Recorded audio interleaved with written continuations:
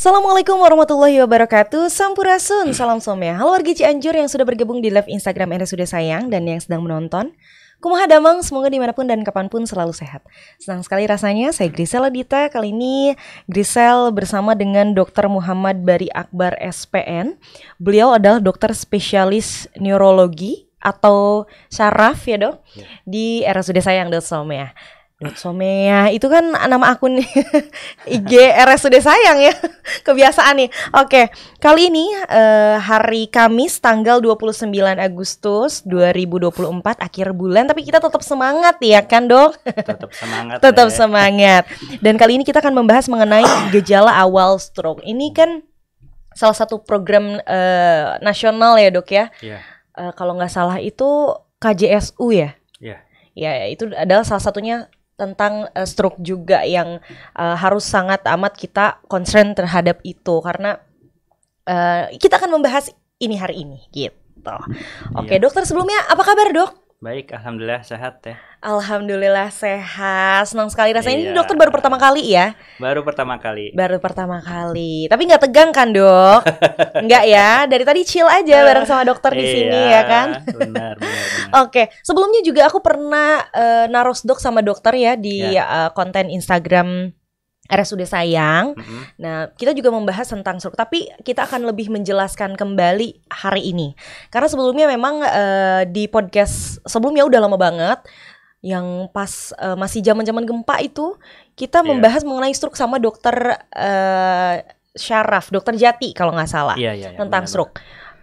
Kita akan membahas lagi, mengingatkan kembali kepada masyarakat bahwa beginilah gejala stroke gitu. Iya. Untuk mengingatkan kembali, mungkin kita akan membahas dari awal dulu deh dok ya, mengenai stroke itu apa sih dok gitu. Boleh silakan dok. Ya, terima kasih teh. Stroke itu memang suatu program pemerintah untuk penanganannya agar lebih cepat gitu. Karena memang kalau kita lihat stroke ini merupakan suatu hal yang memang harus diketahui secara luas. Betul. Tentang gejalanya. Kalau secara definisi, stroke itu merupakan gangguan aliran darah ya. Oke, gangguan aliran darah ya. Otak.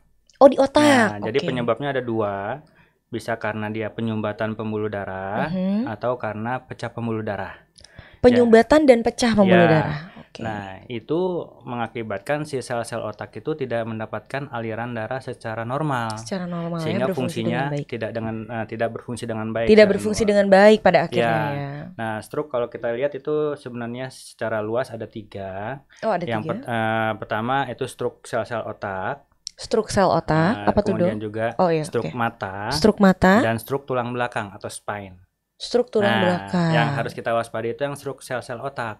Karena kalau misalkan aliran darah ke otak itu berkurang, otomatis fungsi tubuh juga akan merasa terganggu gitu. Iya, karena kan semua terpusat di otak ya dok ya, syaraf kita ini. Jadi gejala pertama biasanya kalau misalkan kita lihat ada orang yang tiba-tiba bicaranya balelo, itu harus diusahakan. Wah, ini kayaknya stroke nih. Kayak bicaranya tadinya normal, tiba-tiba nggak bisa ngomong atau bicaranya nggak bisa ngomong kayak gitu. Atau misalkan yang paling sering deh, dia nggak bisa nyebutin huruf R, kayak tentara lari-lari, itu kan normal ya. Iya. Kalau tentara lari gitu. Itu salah satu ini ya, gejala awal juga yang paling sering dilupakan. Oke, jadi tiba-tiba tidak bisa mengucap R gitu dengan jelas ya. Atau mungkin tidak bisa bicara. Tidak bisa menyebutkan satu kata utuh atau kalimat. Nah, kemudian juga lihat dari wajah teh. Wajahnya itu kalau lebih gampangnya kayak mulut menyong gitu ya. Mulut menyong kan pernah lihat orang mulut menyongnya. Jadi ketika kita disuruh senyum, harusnya kan simetris. Iya, simetris. Kanan sama kiri ya, tapi tiba-tiba ada gini. Itu salah satu gejala stroke ya. Jadi itu mulut menyong ditambah caranya yang nggak enak gitu. Kadang-kala orang bilang kan, ini kenapa sih kok jadi begini tiba-tiba? Hitungannya bisa dalam bentuk detik, yang tadi sebelumnya normal-normal aja tiba-tiba jadi kayak begitu. Hitungan detik dok? Iya. Secepat itu berarti loh? Iya, jadi secepat makanya kilat ya? Sifat stroke itu mendadak teh. Nah, itu jadi dia. Kalau misalkan kita bilang, tadi pagi bapak mah nggak apa-apa, tapi kok tiba-tiba setengah jam kemudian jadi kayak gitu dok. Nah, curiga. Itu harus dicurigai dan diwaspadai ya. Ya gitu. Gitu. Terus juga kita lihat dulu si wajahnya itu simetris atau enggak. Cara ininya suruh angkat alis aja nih kayak gini nih. Nih kalau Lihat Cianjur bisa angkat alis ya. nih. Ada kurut-kurutan. Okay. Nah ini penting buat dokter saraf. Kalau dia itu simetris berarti normal nervus wajahnya. Kalau dia botox gimana dok? Botox sudah nggak bisa ya, dia kan nggak bisa berkerut gitu. Iya makanya harus tanyain udah lagi suntik botox atau jangan. Enggak. Ditanyain lagi, jangan dulu suntik botox ya. Terus, nanti kalau iya kalau dia sama simetris. Jadi ada garis normal, gitu ya. Jadi kita gampang banget. Iya. Kita lihat simetris atau tidaknya dengan cara mengangkat alis Wargi Cianjur. Dari senyum, angkat alis, sama dari mata, kelopak mata. Kelopak mata kayak gimana dok? Kicep teh. Gitu. Kalau misalkan dia bisa kicep, berarti dia bisa mempertahankan ini, berarti dia normal. Kalau misalkan dia nggak bisa tutup mata dengan baik, berarti kena saraf wajahnya. Gitu. Makanya kalau yang masih bisa berkedip-kedip, ya berarti itu masih normal, masih bagus gitu. Kecuali kalau misalkan dia nutup matanya nggak kuat gitu. Yang paling sering itu bicara balelo sama wajah menyon, mulut menyon kalau ketika ketemu ya. Itu Oke. Itu adalah ciri dan gejalanya yang maksudnya kalau itu kan bisa dilihat secara kasat mata gitu ya dok ya, langsung mulut menyong gitu-gitu. Satu lagi tangan. Satu lagi tangan. Anggota gerak. Ya, mungkin anggota gerak atau kaki ya. Bisa kaki. Cuman yang paling sering itu adalah gangguan motorik yang ringan. Kalau misalkan kita kena stroke, ada orang lain kena stroke, tangannya nggak bisa digerakin, ini kan tangan bisa digerakin ya. Nah, ternyata si tangannya itu tiba-tiba cuma bisa digeser aja. Nah, nggak bisa diangkat. Nah, itu hanya satu sisi sebelah teh.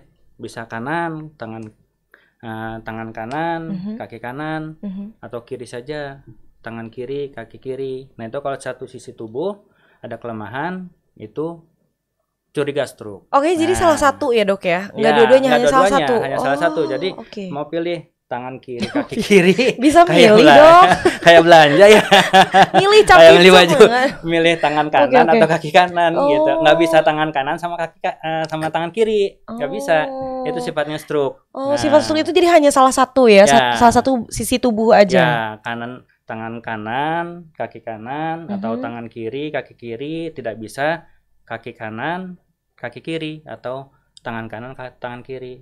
Yang paling penting perubahannya adalah, ini teh, saya bisa ngangkat ini, ya, ini fungsinya masih kuat. Jadi tiba-tiba kalau ada orang yang dia tidak bisa gerakin tangannya, kemudian dia nggak bisa menginikan tangannya, apalagi dia ngangkatnya ini lemah, nggak bisa, tiba-tiba jatuh. Nah ini harus curiga stroke.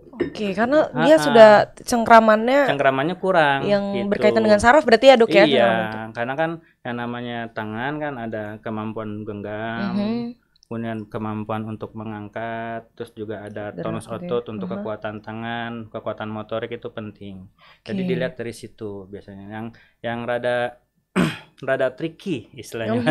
Tricky banget ya. Itu kadang-kala orang kalau misalkan dia lagi minum tiba-tiba dia tuh kesedek, sulit nelen. Itu kadang-kadang sering. Ternyata setelah disedeskan kepala kena stroke teh. Kadang-kala jadi ketika dia minum kayak ada ngeganjel di sini, kayak ada dahak ketika dia mau minum. Pakai sedotan, batuk, kesedek. Nggak pakai sedotan juga sama gitu. Terus ada mual muntah gitu. Ada mual muntah. Nah itu bisa gejalanya kayak begitu ya. Jadi bisa bersamaan dengan gejala-gejala yang tadi. Dan bisa juga pernah saya dapat kasus dia cuman ininya aja yang sulit menelan gitu, dan defisit neurologis yang tangannya itu minimal sekali. Jadi nggak bisa genggam tangan saya teh. Kalau misalkan biasanya saya periksa pasien suka saya suruh ajak jabat tangan. Ini jabat tangan nih. Yuk Pak, pegang tangan saya yang kuat. Kalau misalkan dia bisa pegang dengan kuat, saya rasain kekuatan tangannya, so saya tarik-tarikan Pak, bedol-bedol istilahnya. Nggak mau. Iya, kalau dia kuat narik berarti nilai bagus. Berarti masih bagus ya motoriknya. Ketika ternyata disuruh genggam tangan, ya. Iya. Terus saya rasain nilai kekuatan tangannya rada lemah nih, pas dia genggamnya saya ini terlepas. Nah, itu saya nilai kayaknya ada kemungkinan gangguan motorik. Apalagi ditambah ada gangguan menelan. Gangguan menelan. Nah, itu yang itu salah satu ciri yang dan sangat ringan sekali yang sering terkena tipu kita. Tipu daya muslihat.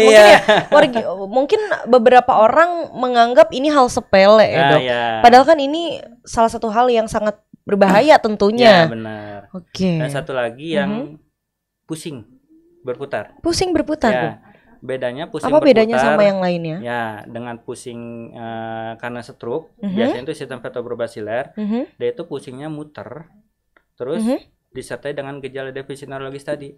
Jadi dia sering berulang kali pusing, terus ada mual, muntah, gitu kan ya. Nah, ketika diperiksa, ya tadi dia nggak bisa ngangkat gelas, kemudian dia genggamannya kurang, atau tangannya yang tadinya kuat tiba-tiba cuma bisa diangkat kemudian jatuh lagi gitu. Nah, itu kadang-kala kalau misalkan memang ternyata pusingnya bukan karena stroke, biasanya tidak ada defisit neurologis gitu, dan dia jarang bisa bikin gangguan saraf di pusatnya, kayak tadi gangguan menelan, terus gangguan tangan, kemudian gangguan bicara dan lain sebagainya. Nah, biasanya dia pusing berulang, suatu ketika timbul defisit neurologis. Nah, itu udah stroke sistem vertebrobasiler. Oke. Kalau misalnya pemeriksaannya sendiri ya, Dok, kalau misalnya selain tadi kan ciri dan gejalanya udah sangat bisa terlihat dengan kasat mata. Adakah penunjang pemeriksaan lainnya, Dok? Ada. Justru kalau misalkan kita di rumah nih, terus tiba-tiba ada orang tua kita yang mengalami gejala tersebut, udah nggak usah mikir panjang, langsung bawa aja ke UGD. RSUD Sayang. Ke RSUD Sayang ya, langsung ke UGD. Iya. Karena kalau misalnya udah terlihat ciri dan gejalanya, jangan dinantikan. Iya, karena kita punya waktu 4,5 jam untuk code stroke. Nah, ini program dari Rumah Sakit RSUD Sayang, ada namanya code stroke. Ya. Artinya dengan code stroke tersebut pada pasien dengan penyumbatan pembuluh darah otak, stroke infark namanya ya, ketika masuk ke UGD itu kita bisa kasih obat pengencer darah. Namanya alteplase. Jadi dia tuh bisa menghancurkan sumbatan yang ada di dalam pembuluh darah otak. Cuman syaratnya tuh kurang dari 4,5 jam. Hanya kurang dari 4,5 jam. Soalnya kalau lewat dari 4,5 jam mau dikasih obat itu nggak akan ada berguna hasilnya, hasil penelitian gitu. Jadi kalau misalkan udah ngeliat kayak gitu, udah yakin aja stroke infark, bawa ke rumah sakit, nanti dokter yang akan meriksa. Ketika dokter jaga UGD bilang, ini stroke, dia langsung aktifin code stroke teh. Nah, nanti akan telepon dokter spesialisnya. Langsung, nanti ada checklist-checklistan yang ketat untuk pemberian obat namanya alteplase. Nah, biasanya sudah bagus, available untuk masuk alteplase, baru kita masukin. Nah, biasanya lewat infusan gitu. Nah, rata-rata pasien yang menggunakan alteplase tersebut dan dibawa secepat mungkin, nah itu akan perbaikannya sangat bagus dan signifikan. Jadi semakin cepat penanganannya akan semakin cepat juga proses penyembuhan ya, Dok. Berarti bisa sembuh ya, Dok? Bisa. Ada namanya gini teh, time is brain. Nah, sekarang bukan time is money teh. Soalnya harus time is brain. Kalau time is brainnya bagus, bisa nyari money teh. Nah, itu dia kuncinya, tetap ya. Iya, makanya kalau misalkan brainnya bagus bisa nyari uang istilahnya gitu. Jadi gini, time is brain, semakin cepat kita melakukan tata laksana penyakit stroke yang mengalami gangguan aliran darah di sel-sel otak, ya, itu maka akan semakin mudah pula kita untuk memperbaiki fungsi, fungsi tangan, fungsi bicara, fungsi lain sebagainya. Nah, ada satu lagi fungsi yang belum saya jelasin, itu fungsi kognitif teh. Fungsi kognitif itu artinya fungsi yang nggak bisa kita lihat tapi kita bisa rasakan. Kayak misalkan bisa ngitung uang nggak? 100.000 tambah 100.000 jadi berapa? 200.000. 200.000 tambah 3 juta jadi berapa? Nah, ketika orang nggak bisa ngitung itu gangguan kognisi. Atau nggak bisa ngenalin anak cucu. Itu juga salah satu ya, Dok? Bisa. Kayak ini anaknya misalkan ada berapa, tanya anaknya ada berapa Pak, anak saya mah cuma 3, padahal anaknya 7 bejibun. Nggak kenal nama anak satu-satunya. Iya, satu-satu nggak tahu, tidak mengenali, nggak kenal gitu ya. Terus dia nggak tahu objek ini apa teh. Dia tidak mengenali itu. Kalau orang normal ini handphone. Ini handphone. Ketika ada gangguan kognisi, ini apa? Apa ya? Apa saya nggak tahu dok. Ini saya nggak tahu dok. Oh bisa kayak gitu bisa. Dok? Padahal itu kan hal yang gampang. Iya. Itu fungsi kognisi yang kadangkala memang terlupakan dan itu bisa terjadi pada pasien dengan gangguan stroke. Nah biasanya itu komplikasi jangka panjang. Komplikasi gitu ya. Panjang. Bisa juga kalau misalnya memang kena area yang mengarah ke kognisi, ya itu bisa juga terjadi hal itu gitu. Oke, berarti ya dibilang ini sangat bahaya, Dok. Benar. Bisa menyebabkan kematian kah, Dok? Bisa. Sangat bisa. Makanya ini menjadi program nasional ya, Prognas gitu. Jadi kalau misalkan kita tidak aware, tidak waspada, tidak membawa pasien dengan secepatnya ke RSUD sayang, ke UGD ya, dan tidak mendapatkan pengobatan dengan proper, dengan baik, ya hanya ada 2 pilihan teh yang harus dihadapi oleh keluarga. 2 pilihan apa tuh dok? Yang pertama bisa selamat. Bisa selamat. Nah, cuman ada disabilitas atau cacatan. Oh iya dok. Terus yang kedua yang meninggal gitu. Karena memang kalau area penyumbatannya itu luas di otak, berarti kan otomatis si fungsi otaknya sudah tidak berfungsi dengan baik, banyak. Itu bisa bikin penurunan kesadaran, mungkin bisa meninggal. Nah, kalau misalkan penyumbatannya itu kecil, nah itu yang bisa kita selamatkan. Kalau misalkan memang sumbatannya memang rada lumayan besar, tapi itu dibawa ke rumah sakit kurang dari pas setengah jam, dapat kostruk, obat alteplase, nah itu bisa kita selamatkan. Nah, begitu. Itu dia. Iya. Kita harus berikhtiar. Iya, ikhtiar. Ikhtiar gitu ya, secepat mungkin. Iya. Apapun ketika misalnya kita lihat, udah langsung aja. Karena unit gawat darurat ya yang tersedia gitu, makanya langsung saja, nggak boleh dinanti-nanti. Itu tadi kata dokter, kurang dari 4 jam loh. 4,5 jam. 4,5 jam ini kan maksudnya kalau kita lagi gabut 4,5 jam ini waktu yang lama, tapi ketika kepanikan dengan segala halnya itu 4,5 jam itu bisa sangat singkat gitu. Jadi untuk warga Cianjur ya silahkan langsung saja, nggak usah ragu, karena kita juga punya call centernya sendiri. Nanti boleh ditampilkan di sini, tring, call centernya ya. Ini adalah call center stroke yang bisa dihubungin oleh seluruh masyarakat Cianjur mengenai stroke ini sendiri. Dok, tapi stroke ini bisa dicegah nggak sih dok? Ini adalah pertanyaan yang sering ditanyakan. Bisa dicegah nggak sih? Bisa. Cuman memang faktor risiko stroke itu ada yang bisa dicegah dan tidak ada yang bisa dicegah. Oke. Yang non modifiable, yang tidak bisa dicegah, itu pasti umur ya. Usia.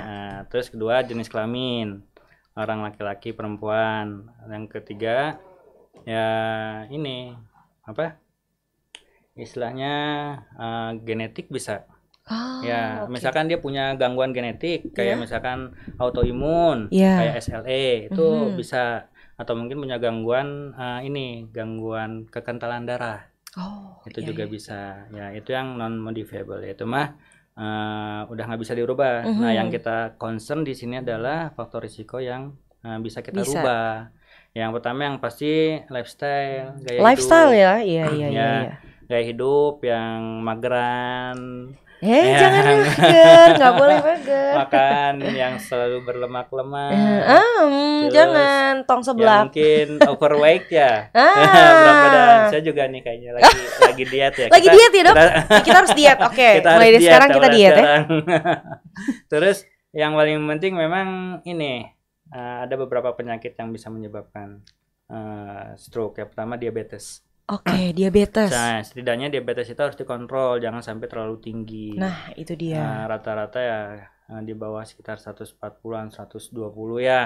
Kalau memang punya gula darah, jangan sampai di atas 200 atau 300 sampai 400, itu udah rada ngeri gitu ya. Yang kedua, tensi, hipertensi. Darah tinggi ya berarti dok? Darah tinggi atau darah yang terlalu rendah bisa. Oh, bisa darah rendah juga? Ya, kalau tensi yang terlalu tinggi itu kayak suka makan makanan asin.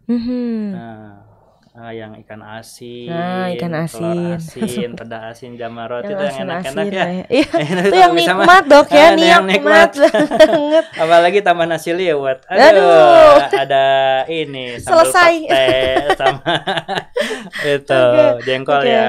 Jadi ya, aduh. Udah tuh, lapar harus benar-benar dihindari itu biar asupan garamnya tidak terlalu tinggi, supaya tensi bisa ini nih normal.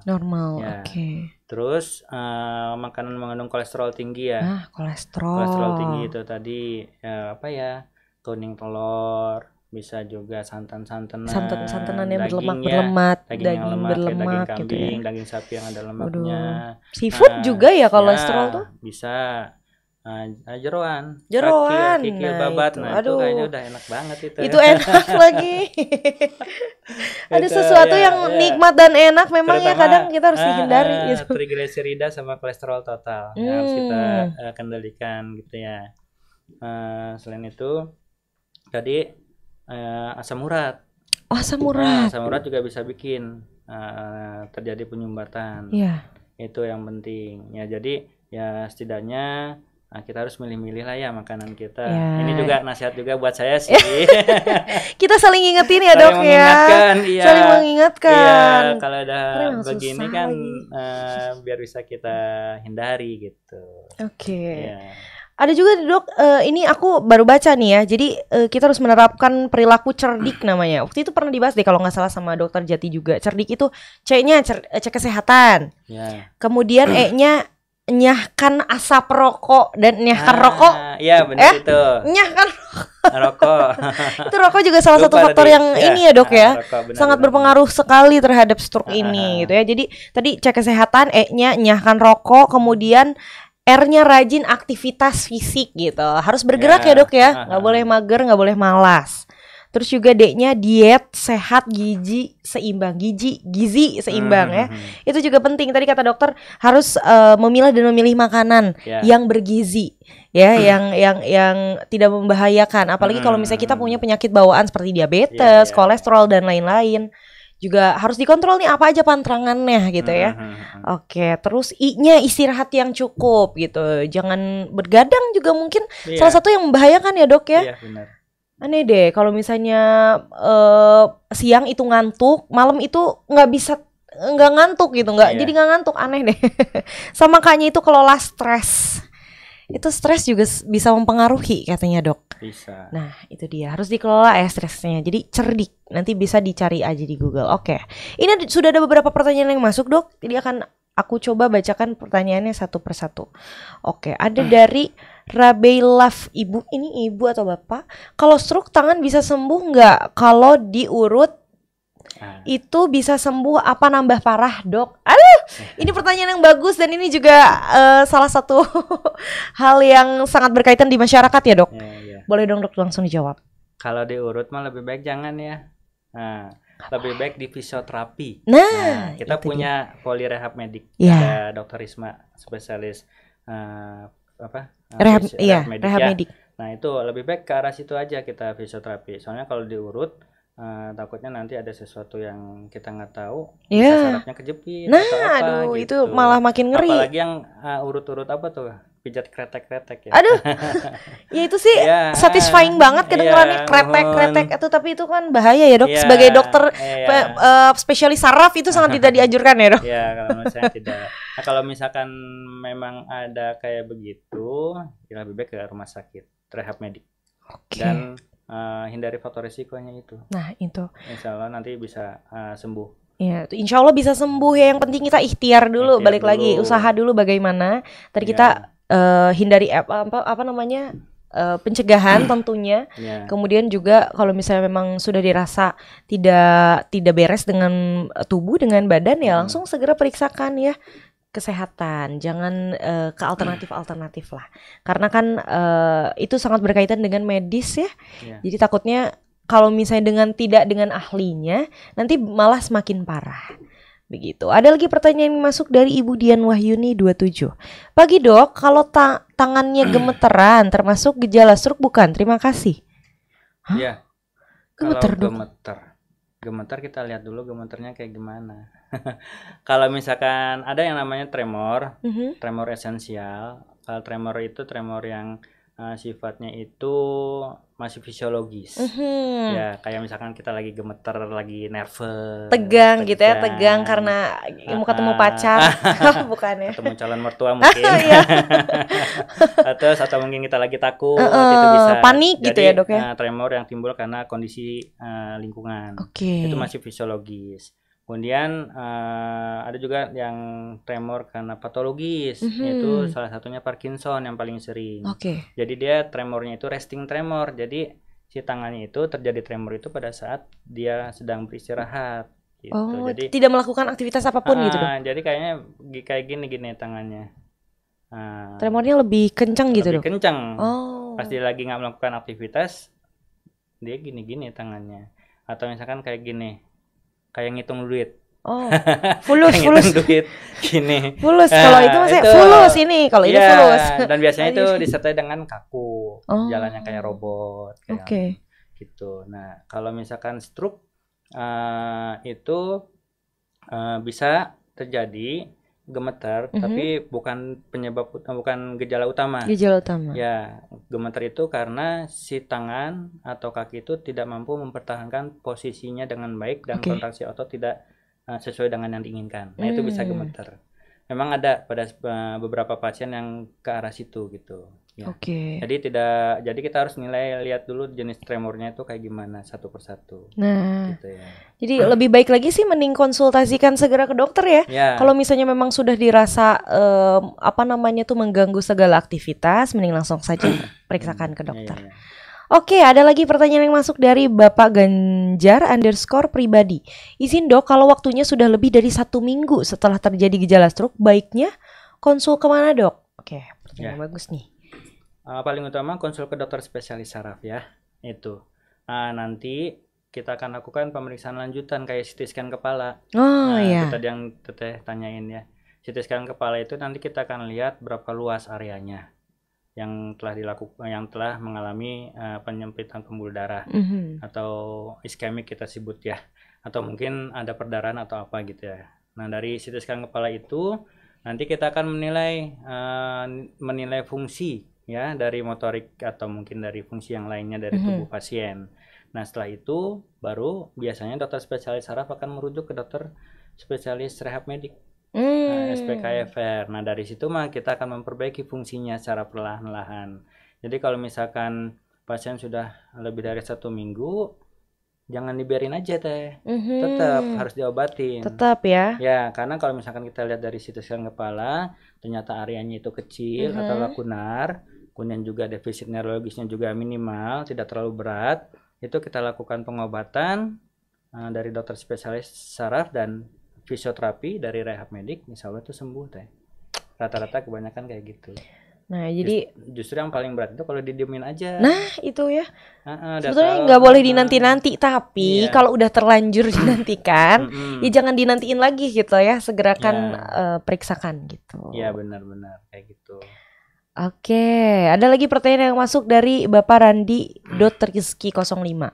Dok, misalkan rumahnya jauh dari rumah sakit, apa yang harus dilakukan? Oh iya juga, adakah dok tipsnya jika misalnya rumahnya jauh gitu dalam waktu kayak misalnya Cianjur Selatan misalnya ya dok ya, kita kan harus menempuh perjalanan kurang lebih misalnya 5 jam gitu kan, itu kan masih kurang dari 4,5 jam. Apa yang harus dilakukan dok? Yang pertama kita harus cari fasilitas kesehatan terdekat. Tetap ya? Jangan sampai didemin aja di rumah. Apakah situ ada klinik?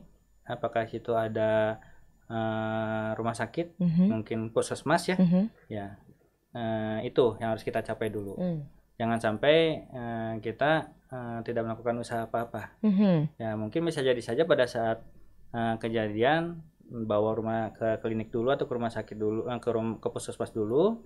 Nanti kan diperiksa sama dokter, dikasih obat, dan setelah itu langsung bawa ke rumah sakit. Pilihan utama itu ya harus dirawat di rumah sakit. Jadi istilahnya nggak ada istilah jauh atau dekat. Pokoknya dicari fasilitas kesehatan terdekat dulu aja.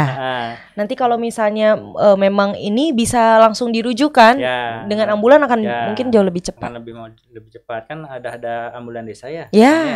Nah biasanya itu lebih mudah. Kalau misalnya memang kejadian, walaupun rumahnya jauh, ke puskesmas aja. Nanti dari puskesmas disarankan untuk dirawat. Nanti kan bisa koordinasi dengan pihak desa untuk ambulan atau mungkin untuk transportasi lainnya, jadi dibawa secepatnya ke rumah sakit seperti itu. Secepatnya, pokoknya secepatnya harus segera dilarikan ke rumah sakit ya, karena ini berkaitan dengan waktu tadi. Oke, ada lagi pertanyaan yang masuk dari Bapak Abu Naziah. Selamat pagi dok, jika seseorang hipertensinya hilang timbul saat tinggi berlangsung beberapa jam dalam sehari tersebut, lalu di hari esoknya normal lagi, tidak menentu, apakah gejala awal dan apakah bisa sembuh? Apakah gejala awal stroke dan apakah bisa sembuh? Ya, kalau tensi tinggi itu bukan gejala awal ya Pak ya, itu faktor risiko yang bisa menyebabkan stroke. Jadi kalau gejala awal itu yang tadi saya bilangin itu, yang tadi lihat dari wajah, mulut menyong atau tidak, kemudian lihat dari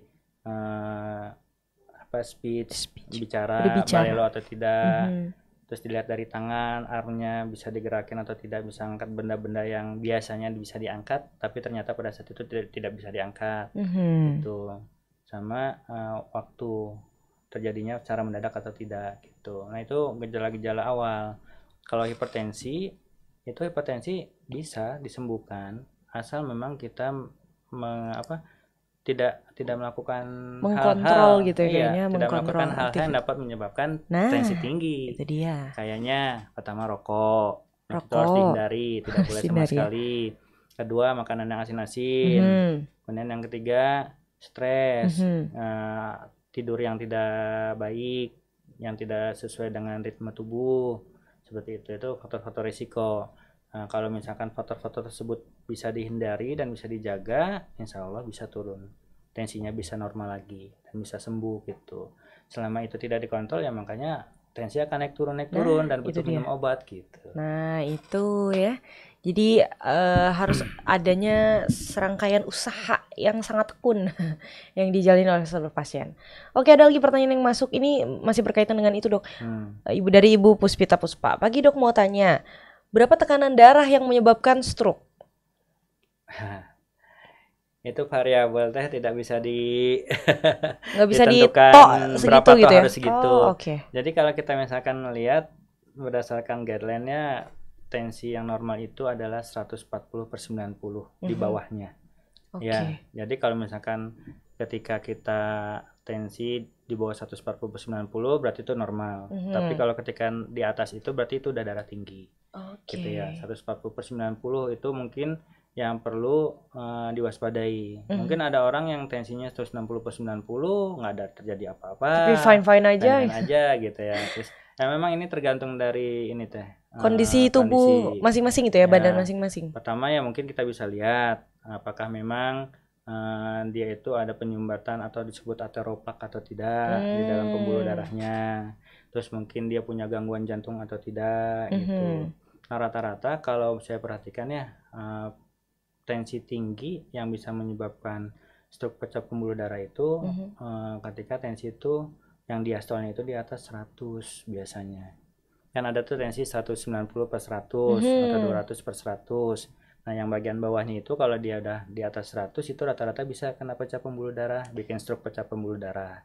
Nah kalau untuk yang tensi ini penyumbatan biasanya itu dia punya tensi yang tinggi tapi tidak terlalu tinggi dalam jangka waktu lama. Misalkan taruhlah 170/90, 160/90, tapi dia udah punya setahun, 2 tahun, 3 tahun misalkan ya. Nah suatu ketika tiba-tiba tensinya jadi naik. Nah, yang tadinya biasanya tensinya 170/90 karena mungkin nggak minum obat karena ada stres atau apa di lingkungan gitu ya, tiba-tiba tensi naik jadi 200/100 atau 200/110. Nah itu bisa jadi stroke. Nah itu yang jadi peningkatan tensi secara tinggi secara tiba-tiba. Secara tiba-tiba ya, berarti kata kuncinya adalah secara tiba-tiba. Nah, makanya perlu minum obat kan, obat penurun tensinya teh gitu. Nah, itu ada lagi pertanyaan yang masuk. Nampaknya kita sudah habis waktu untuk membahas ini, Dok. 30 menit sudah kita ngobrol-ngobrol hari ini. Oke, ini mungkin terakhir ya, Dok. Saudara aku udah beberapa kali ke spesialis saraf, tapi belum ada perkembangan. Jadi seperti pertanyaan tadi, jadi beralih ke tukang urut gitu. Ya, begini, yang harus kita pahami bahwasanya kalau misalkan sudah terjadi dan tidak ditata laksana dengan baik, maka ya sudah wayahna. Kalau penyakit stroke kayak gitu ya. Jadi gini, artinya gini, ketika pasien sudah kena stroke, kemudian dia sudah ada tangan kakinya tidak bisa digerakin, sampai bentuknya spastik, kaku, kemudian bicaranya relok, dan dia sudah bertahun-tahun, taruhlah 1 tahun, 2 tahun, 3 tahun, mau digimanain pun juga ya nggak akan bisa kembali normal sulit lagi. Gitu ya, sulit Dok ya. Gitu. Nah, mau diurut, mau ke spesialis saraf atau apa, itu akan sulit.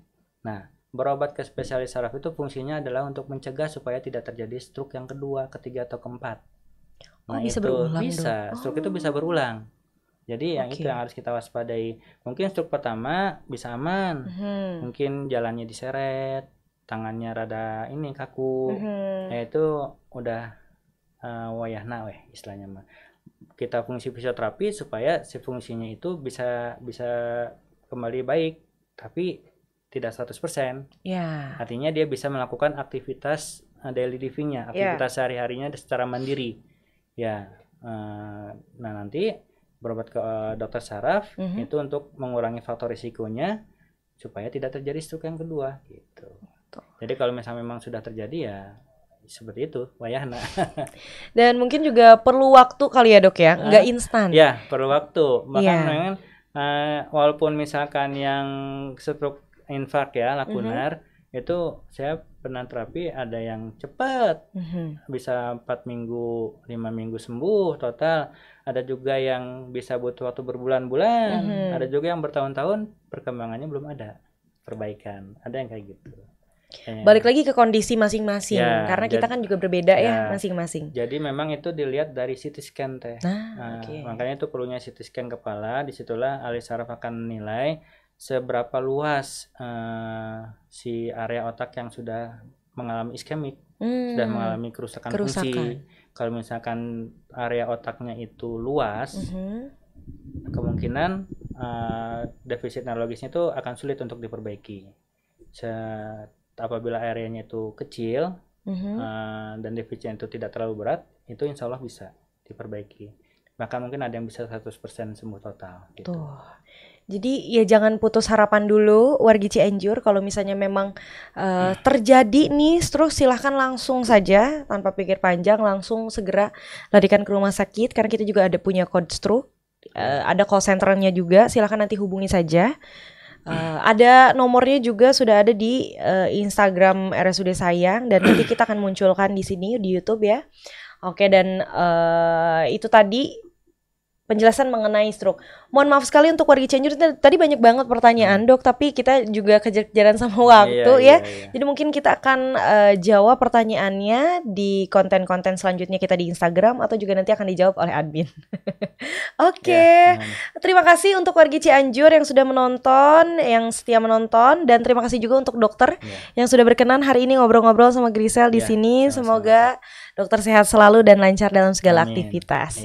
Terima kasih ya warga Cianjur. Jangan lupa follow Instagram, TikTok, Facebook RSUD Sayang.som ya, dan jangan lupa like, comment, subscribe, dan share sebanyak-banyaknya video ini karena akan sangat bermanfaat. Kalau gitu, saya Grisel Edita bersama dengan dokter Muhammad Bari Akbar. Kami berdua pamit undur diri. Wassalamualaikum warahmatullahi wabarakatuh.